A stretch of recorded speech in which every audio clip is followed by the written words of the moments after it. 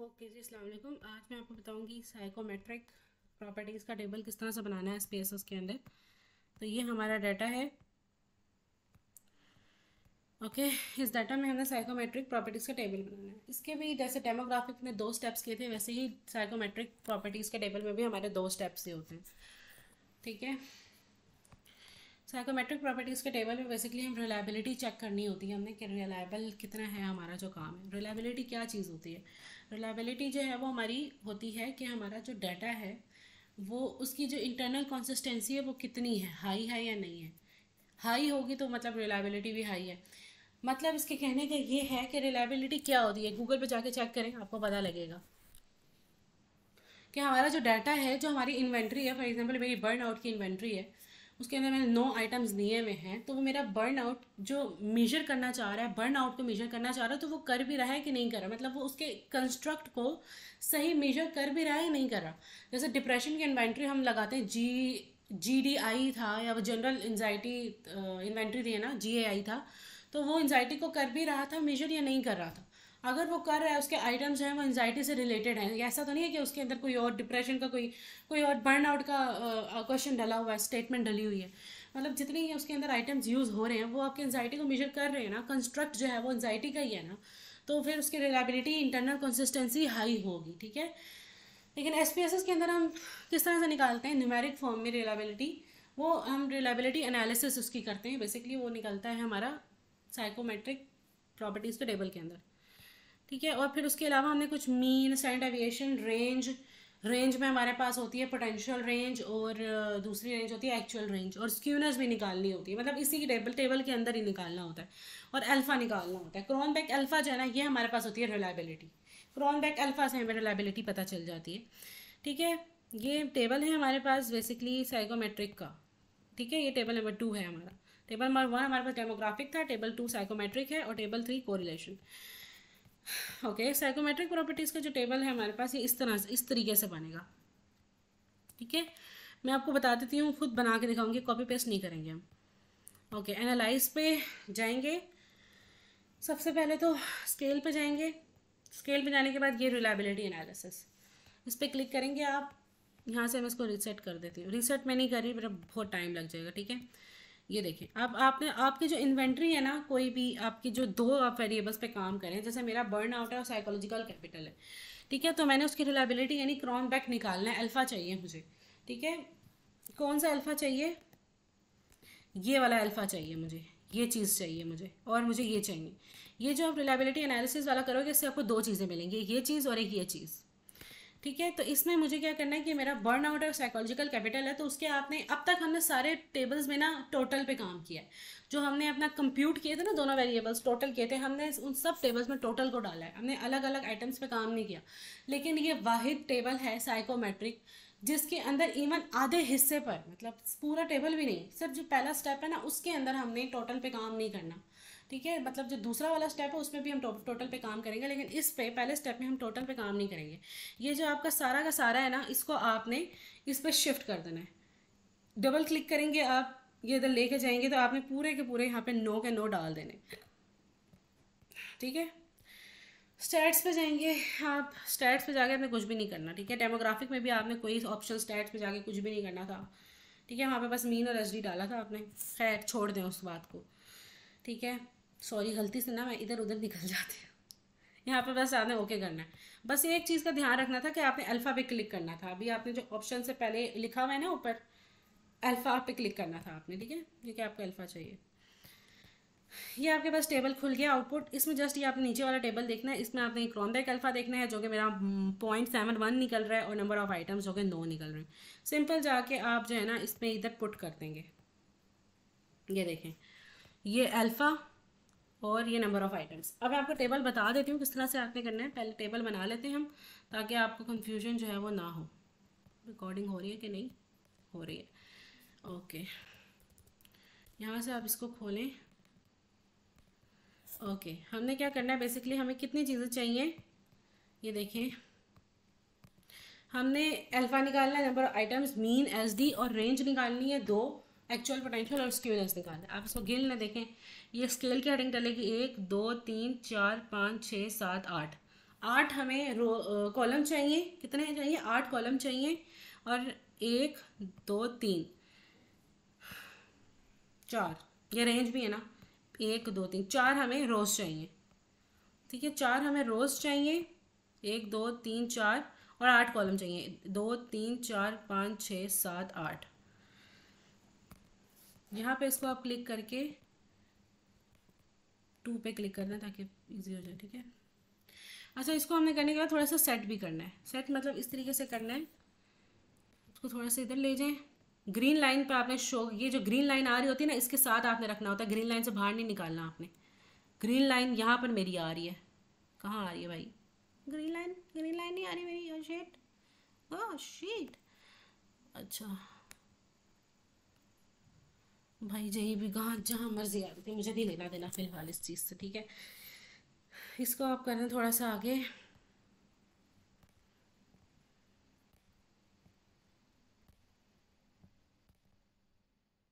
हो जाए यार, क्यों नहीं होता तुम, क्यों नहीं होते हो तुम?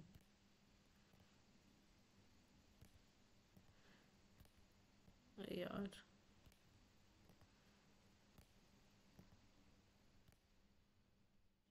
इसको आप आगे कर दें। ये अल्फ़ा के लिए आपने ना जगह थोड़ी सी छोड़नी है। ठीक है, यहाँ पे आप लिखेंगे नाम स्केल्स। स्केल्स आपने यहाँ नहीं लिखना, स्केल्स नीचे लिखना है, मैं आपको बता देती हूँ क्यों। ठीक है, यहाँ पे आप लिखेंगे जी, क्या लिखेंगे, नंबर ऑफ आइटम्स। यहाँ पे लिखें, अगर आपके ना ये इस तरह से 3 जगह पे जा रहे हैं ना यूं करके, तो आप इसको थोड़ा सा यूं कर दें। ठीक है, अल्फ़ा लिखना है हमने, छोटा ए डालें। अच्छा, अब यहाँ पे थोड़ी सी गड़बड़ ये हो रही है कि जैसे हमने स्केल नीचे किया था ना, ऊपर नहीं किया। स्केल हमें असूलन तो यहाँ लिखना चाहिए था, लेकिन हमने यहाँ नहीं लिखा। ठीक है, मुझे नहीं पता हमने यहाँ क्यों नहीं लिखा, please don't eat my brain. अच्छा, हमने यहाँ यहीं लिखना है, सॉरी मेरी इस कोताही के लिए मैं आपको आपको माफ़ कर देती हूँ। ठीक है, स्केल्स यहाँ लिखना तो है हमने, लेकिन थोड़ा सा मसला ये आ रहा है कि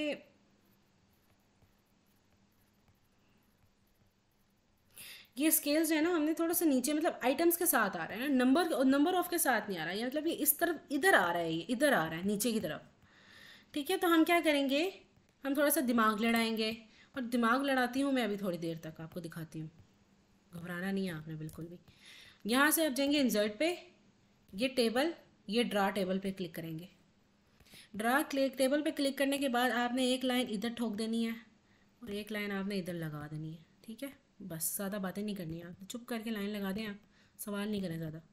ठीक है ये रेड क्या हो गया यार, क्या मसला है तुम्हारे साथ?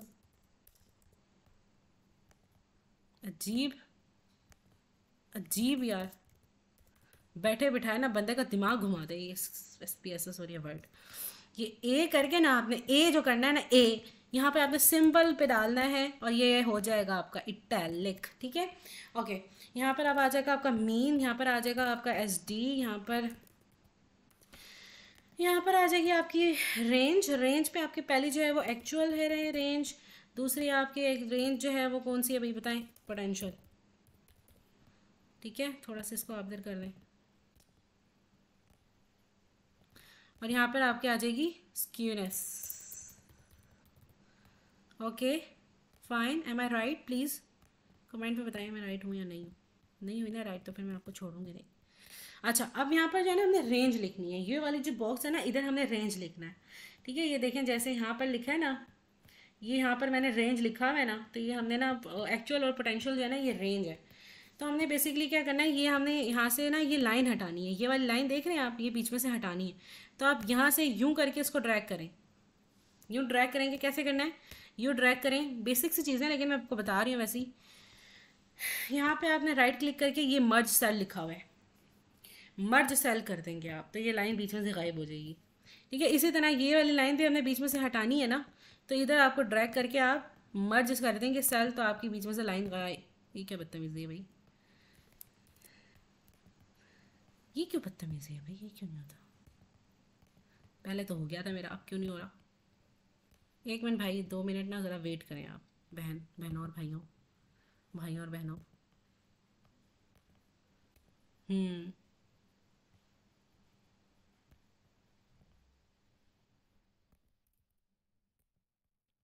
पता नहीं भैया क्यों नहीं हो रहा मेरा। पहले तो मैंने कोशिश की थी, अब नहीं हो रहा तो क्या करूँ फिर? छत से छलांग लगा दूँ? ये मुझे बताएं, मैं छत से छलांग लगा दूँ? नहीं हो रही तो क्या करूँ फिर? अच्छा अभी तो हो रही थी थोड़ी देर पहले, खैर पता नहीं अब क्यों नहीं हो रही। शायद मैं भूल गई हूँ मैंने कैसे की थी। ठीक है, ये रेंज आ गया, ये स्क्यूनेस आ गया। ओह अल्लाह। अच्छा, अब यहाँ पर आपने अपने एक्चुअल नाम, जैसे हम मैम ने हमें बताया था कि जिन वेरिएबल्स पे आप काम कर रहे हैं ना, जैसे यूट्रेच वर्क इंगेजमेंट है, उसका जो वेरिएबल था वो था साइकोलॉजिकल डिस्ट्रेस। तो आप डिस्ट्रेस पे काम कर रहे थे, कोरिलेशन से आगे फर्दर जितने भी टेबल्स हैं, लेकिन जो कोरिलेशन से पहले वाले टेबल्स हैं दो ही हैं, डेमोग्राफिक और साइकोमेट्रिक। उस पर हमें वेरिएबल्स के नाम नहीं लिखने। डेमोग्राफिक में तो हमें ज़रूरत ही नहीं पड़ी, क्योंकि उसमें तो हम लिख ही नहीं रहे थे, उसमें तो हम एज जेंडर ये सब लिख रहे थे, तो बचा सिर्फ साइकोमेट्रिक। तो एक ये सिर्फ टेबल है जिसमें आपने इन्वेंट्री का नाम लिखना है। ठीक है, जैसे मेरा मेरा अगर वेरिएबल होता तो मैं सिर्फ बर्न आउट लिखती, लेकिन मेरे पास क्या है, मेरे पास पूरा इन्वेंट्री का नाम है steady study burn out inventory. ठीक है, ठीक है। अच्छा, स्टडी बर्न इन्वेंटरी और एकेडमिक साइकोलॉजी कैपिटल। सॉरी भैया, सॉरी सॉरी। ओके, और ये लास्ट रो अगर आपकी बच गई, इजाफी आ गई है, तो इसको आप कर दें लीड सेल रो। ठीक है, इस तरीके से आपने काम करना है। ठीक है, ठीक है। नंबर ऑफ आइटम्स, अब ये जो हमने काम किया था ना आउटपुट में, ये क्रॉनबेक अल्फा और ये नंबर ऑफ आइटम्स, ये आपने कॉपी पेस्ट कर देना है। नंबर ऑफ आइटम्स आप लिखेंगे नो, ये बेसिकली आपको बता रहा है कि बर्नआउट के अंदर आपके कितने हैं, कितने मतलब आइटम्स हैं। ठीक है, और ये क्रॉनबेक अल्फा 0.71 है, 0.71। ये आ जाएगा यहाँ पर 0.71, और ये नंबर ऑफ आइटम्स मेरे आ जाएंगे नो। इसी तरह पहले हम उसी का निकाल लेते हैं, इजी हो जाएगा हमारे लिए काम। अब दोबारा एनालाइज पे जाएंगे, स्केल पे जाएंगे, स्केल में जाने के रिलायबिलिटी एनालिसिस में इसको रीसेट करेंगे, और यहाँ पर अपने जो दूसरा वाला स्केल है उसके डालेंगे वेरिएबल्स। ये पता नहीं डबल क्लिक क्यों नहीं होता, इसको भी एक अलग ही रोल है। 3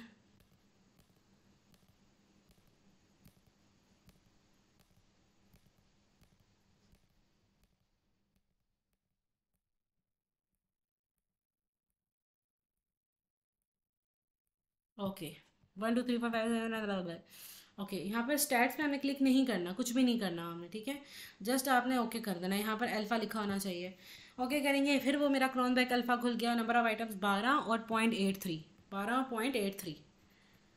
किधर गया मेरा डॉक्यूमेंट? 12 और 0.83। यहाँ पे आप लिखेंगे 12 आइटम्स हैं और 0.83, 0.83। ठीक है, यहाँ तक काम हो गया। आगे मीन और एसडी, ये सारी चीज़ें किधर से निकालनी है हमने, ये सारी चीज़ें मैं बताती हूँ आपको कहाँ से निकालनी है। इतने आप डिस्क्रिप्टिव स्टैट्स में जाके आपने फिर वही डिस्क्रिप्टिव में जाना है। ठीक है, दूसरा स्टेप क्या था? पहला स्टेप तो ये था ना कि हमने स्केल में जाके रिलायबिलिटी एनालिसिस की थी। दूसरा है इसी एनालिसिस में डिस्क्रिप्टिव स्टैट्स में जाके डिस्क्रिप्टिव पे क्लिक करना है। यहाँ पे आप क्लिक करेंगे ना, अब आपने क्या करना है, आप अपने टोटल वाला काम कर देना है। ये टोटल आप डाल देंगे सारा, और ये टोटल अपना दोनों वेरिएबल्स जो है ना जो आपने टोटल किए हुए हैं वो आपने दोनों डाल देने हैं इधर। ठीक है, ऑप्शंस में मेरे ख्याल से जाना है, जी जाना है। स्क्यूनेस पे क्लिक करना है, और रेंज पे पता नहीं करना है कि नहीं, लेकिन हम कर देते हैं चलो। और मिनिमम मैक्सिमम हुआ हुआ है, मीन और स्टैंडर्ड डेविएशन भी हुआ हुआ है, रेंज और स्क्यूनेस पे क्लिक कर देना है। यहाँ सब कंटिन्यू करके ओके कर दें। अब आपके दोनों डब्बे एक साथ खुल जाएंगे। ठीक है, अगर मैम आपको एक वेरिएबल का करने को कहें तो आप फिर सिर्फ एक ही बर्न आउट वेरिएबल को डाल देना उधर। ठीक है, हमने दोनों एक साथ ही कर दिया ताकि काम जल्दी खत्म हो जाए। ये क्या क्या है, ये क्या था? What was that? अच्छा, ये क्या total burn out and psychological capital, दो चीज़ें आ गई ना हमारे पास। अब हमें इसमें दो चीज़ें देखनी है कि मिनिमम और मैक्सिमम, मीन और एसडी। पहले हम मीन और एसडी देख लेते हैं। मीन और एसडी करना निकालना तो आप लोगों को आता है ना, बच्चे तो नहीं आप छोटे से। तो ये जस्ट आपने मीन में जाके 29.5 लिखना है और एसडी में जाके 7.2। ये सब चीज़ें तो आप कर लेंगे ना, 29 और 7.2। ठीक है, ये 29 और 7 पॉइंट जो भी था यार, और ये 7.2। ठीक है, इसी तरह करके आप नीचे जो भी आपकी है वो आप लिख दें। अब यहाँ से मैं आपको बता देती हूँ रेंज, एक्चुअल और पोटेंशियल क्या चीज़ है। ये एक्चुअल रेंज जो है ना आपकी, ये है आपका मिनिमम और मैक्सिमम स्कोर। यानी कि आपके जो मिनिमम स्कोर आए हैं किसी पार्टिसिपेंट के वो क्या है और सबसे मैक्सिमम स्कोर क्या है, ये आपने लिखने हैं। ठीक है, जैसे फॉर एग्जांपल ये आप आउटपुट खोलें, आपके बर्न आउट के अंदर मिनिमम क्या लिखा है 11 और मैक्सिमम लिखा है 52। 11 और 52 लिखा है ना आपका, यहाँ पर आपने लिखना है 11 और यहाँ पे लिखना है ऐसे स्लैश डालकर 52। ठीक है, इस तरीके से आपका ये मिनिमम और मैक्सिमम एक्चुअल के अंदर आ जाएगा। इसी तरह एकेडमिक साइकोलॉजिकल कैपिटल का भी मैं बता देती हूँ। रेंज, एक्चुअल रेंज, मिनिमम क्या है 23, 70, 23 और 70, ये 23 आ गया और ये 70 आ गया। ठीक है, इस तरह करके देखना। और ये पोटेंशियल रेंज क्या होती है फिर, अब ये पोटेंशियल रेंज और एक्चुअल रेंज में फ़र्क क्या है देखिए। पोटेंशियल रेंज के लिए दिमाग खोल के रखें अपना, ठीक है आप लोग। यहाँ पर आपने पोटेंशियल रेंज, पहले मैं आपको बता देती हूँ लिखना कैसे है। ये नंबर ऑफ आइटम्स आपने यहाँ पे 9 लिखना है, मतलब लिखना इसी तरीके से, और यहाँ पर आपने इस तरीके से लिखना है आगे। यहाँ पर क्या चीज़ आएगी, कौन सा डिजिट आएगा, बेसिकली मैं अब आपको बताती हूँ यहाँ पर हमने क्या लिखना है। जैसे हमने ये लिखा ना 52, ये तो मैक्सिमम है, इधर हम क्या लिखेंगे, ये पोटेंशियल रेंज बेसिकली आपको होती क्या है। ये किसी भी बर्न आउट अपने वेरिएबल के अंदर किसी भी आइटम पे क्लिक करके देखें आप, ये जो वैल्यूज़ है ना, ये देखें, ये 3 बटन जो थे इस पर क्लिक करें, ये देख लें, ये आपके स्कोर्स, मतलब जो आपके नंबर ऑफ आइटम्स होते हैं ना, टोटल नंबर ऑफ आइटम्स मेरे कितने थे बर्न आउट के, 1 2 3 4 5 6 7 9 थे ना मेरे नंबर ऑफ आइटम्स लिखे हुए हैं ना। 9 को आपने मल्टीप्लाई कर देना है 1 2 3 4 5 6 से। ठीक है, मतलब इसका क्या कहने का मेरा मतलब है कि कोई एक डिप्रेशन की इन्वेंट्री, फॉर एग्जांपल हमने GAI जनरलाइज एंजाइटी इन्वेंट्री की थी ना, उसके अंदर जस्ट 5-6 ही fill in the blank, 5-6 items थे, हमें इतना टाइम तो नहीं लगा था उसको फिल करने में। तो जस्ट वो 5-6 आइटम्स जो है ना आपके 6, उसको आपने नंबर ऑफ सेट रिस्पॉन्सेज से ना मल्टीप्लाई करना होता है। नंबर ऑफ सेट रिस्पॉन्सेज यही होता है ना कि आप कितने एग्री हैं, एक्सट्रीमली एग्री हैं, मॉडरेटली एग्री हैं, न्यूट्रल, डिसएग्री के बट मल्टीपल लेवल्स होते हैं। तो अगर आपका जो है ना ये 1 2 3 6 है ना, तो आपने नंबर ऑफ आइटम्स को 6 के मल्टीप्लाई कर देना है। अगर ये 5 है तो फिर नंबर ऑफ आइटम्स को आप 5 से मल्टीप्लाई कर देंगे। ठीक है, नंबर ऑफ आइटम्स को मल्टीप्लाई करना होता है नंबर ऑफ सेट रिस्पॉन्सेज से। ठीक है, अब मेरे बर्न आउट के जो नंबर ऑफ आइटम्स थे ना वो 9 थे और मेरा यहाँ पे 6 है, तो मैं सिंपल जो है ना 9 को 6 से मल्टीप्लाई करूँगी, 9 को 6 से मल्टीप्लाई करूँगी तो मेरा जो है वो क्या आ जाएगा, कैलकुलेटर खोल के देख लें आप क्या आता है। 9 को 6 से मल्टीप्लाई करके देखें ना आप, 9 मल्टीप्लाई बाय 6 54। ठीक है, ये आपका 54 आ गया। अब नीचे क्या लिखना है, नंबर ऑफ आइटम्स याद रखें 12।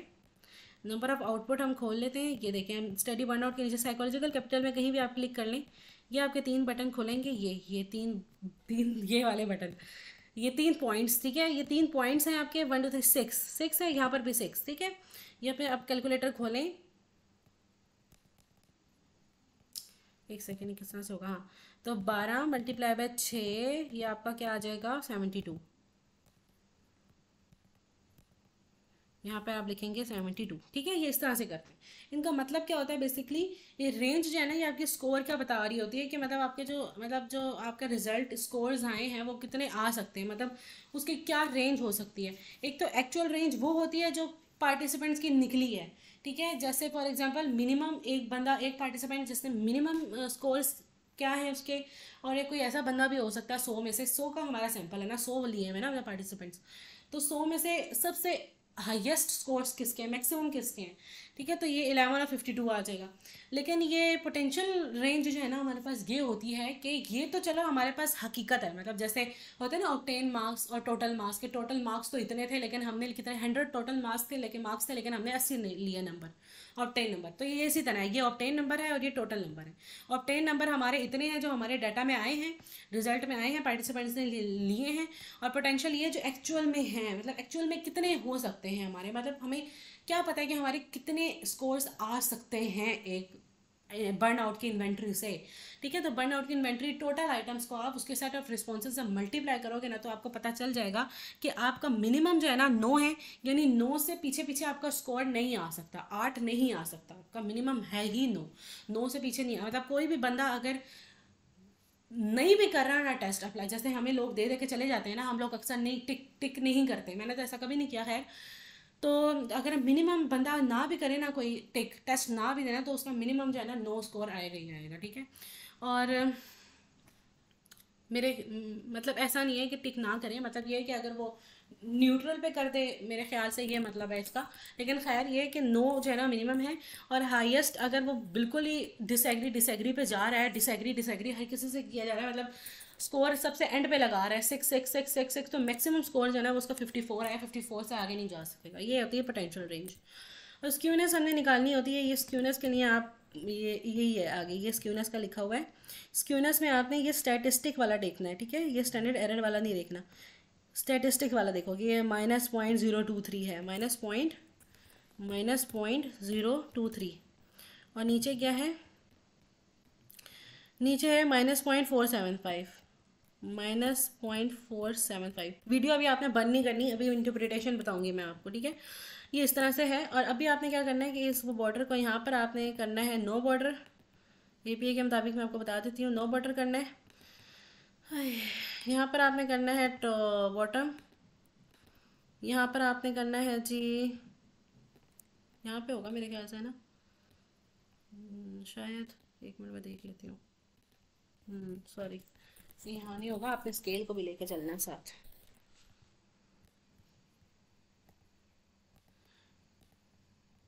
इधर ही आप बॉटम बॉर्डर पे करते हैं जी, ऐसे हो जाएगा, ठीक है। ये आपने, ये इस तरह से आपने करना ही होता है, याद रखें आप। ये बेसिक सी चीज़ें ये ऐसे आती हैं, 3 लाइनें तो मस्ट आती हैं, ऊपर, इसके नीचे, और ये सबसे नीचे बॉटम पे। और इसके अलावा आपने ये जो जगह है ना, ये इसके ऊपर भी आपने टॉप बॉर्डर कर देना है, ठीक है। ये इस तरह से आपका हो जाएगा।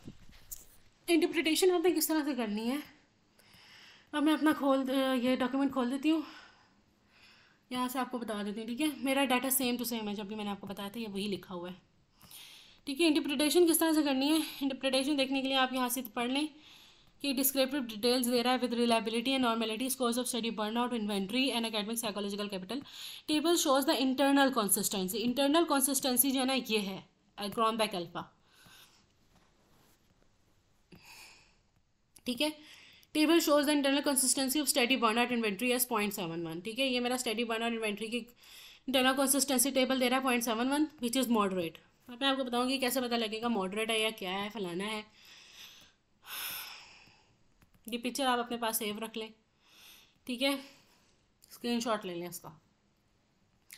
0.71 देखें कहाँ है, ये 0.71 है, एक्सेप्टेबल है। मतलब 0.71 हल्का सा मतलब ऊपर जा रहा है, चलें ठीक है, मैंने गुड लिख दिया, मतलब ठीक है, मॉडरेट लिख दिया मैंने। एक्सेप्टेबल मतलब मॉडरेट, ठीक है। गुड के नीचे मॉडरेट ही आएगा ना, कुछ और आता तो बता दें आप, ठीक है। अच्छा जी, सॉरी, मजाक कर रही हूँ मैं, आप लोगों को सीरियस नहीं होना।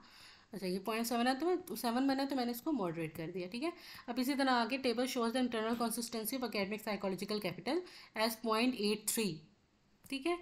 ये 0.83 आ गया, इसको मैंने लिखा है which can be consider as good, ठीक है। इसी तरह आप पिक्चर में जाएँ, 0.8, ये 0.8 देखें, ये 0.83 ज़रा सा आगे, तो मैंने गुड लिख दिया, ठीक है, which can be consider as good. अब यहाँ तक तो समझ आ गया आप लोगों को बात कि ये क्या है।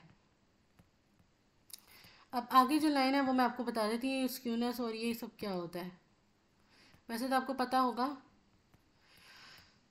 अच्छा, ये skewness of the study burnout inventory and psychological capital, ये मेरी जो स्क्यूनेस है ये मैंने बताई है दोनों की क्या है।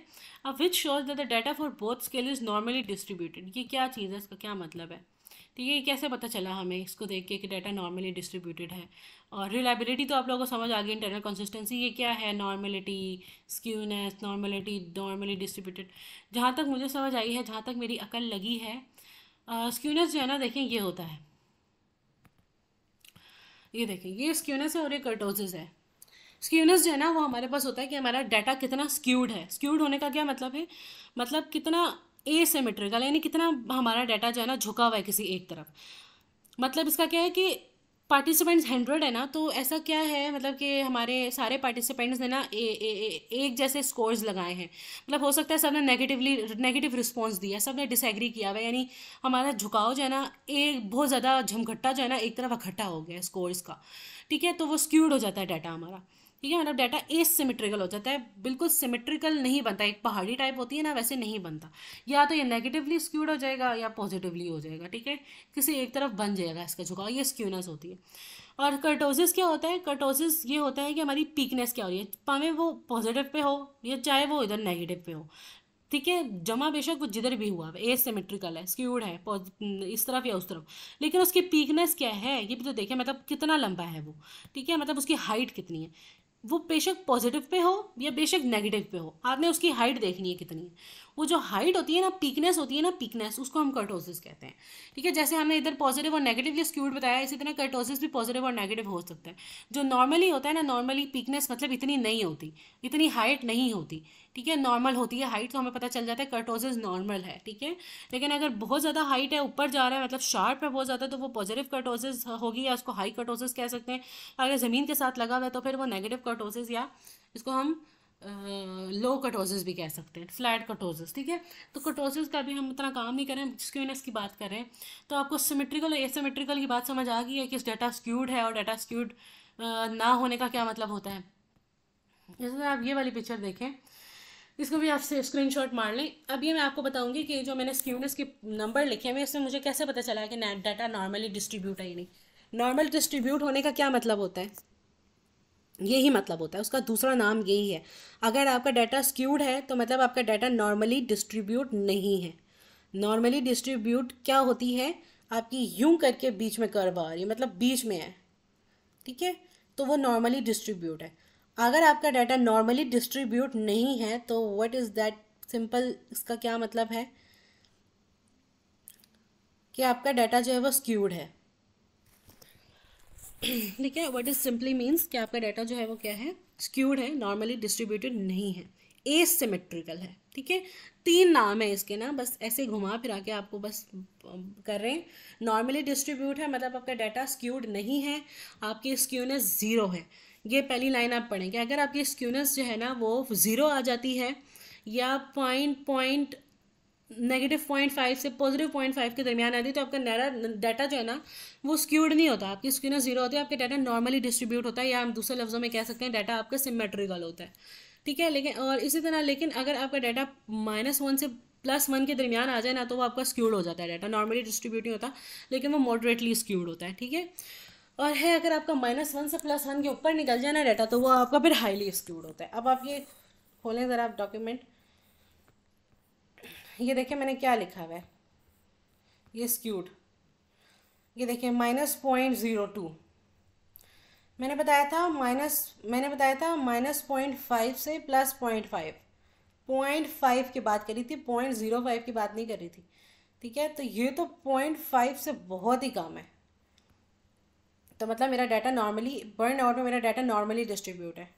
समझ आ गई ना आपको, मैंने बताया था कि अगर 0.5 से कम हो, 0.5 +0.5 से -0.5 के दरमियान हो, तो data normally distribute normally distribute होता है, स्क्यूनेस नहीं होती। लेकिन इधर क्या है, आपका 0.02 है,